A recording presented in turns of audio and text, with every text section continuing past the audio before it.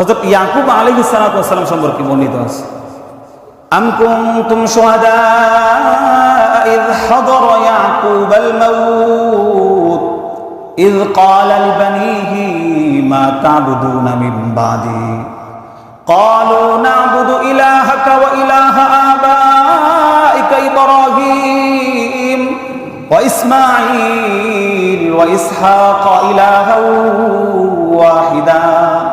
আল্লাহ তাআলা জানিয়ে দিচ্ছেন, হযরত ইয়াকুব আলাইহিস সালাতু ওয়াস সালামের কাছে যখন মৃত্যু আসলো, তখন ইয়াকুব আলাইহিস সালাতু ওয়াস সালাম সন্তানদেরকে বলল, মা তা'বুদুনা মিন বাদি, হে বচ্চরা, আমি মারা যাওয়ার পরে তোমরা কার ইবাদত করবা, কোন জিনিসের ইবাদত করবা?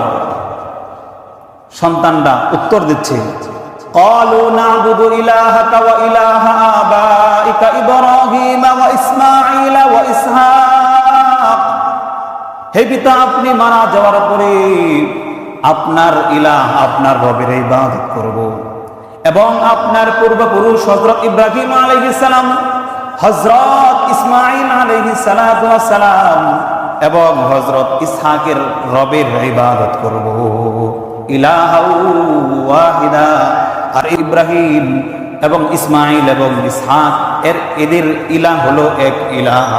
ওয়া নাহনু লাহু মুসলিমুন, আমরা তার প্রতি আনুগত্য স্বীকার করব।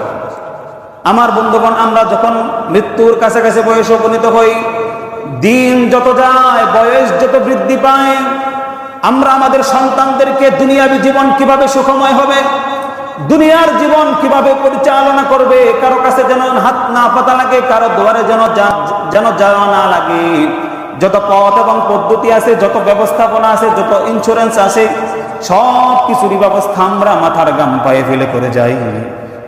এটাতে এটা করাকে আমরা স্বাচ্ছন্দ্য বোধ মনে করি।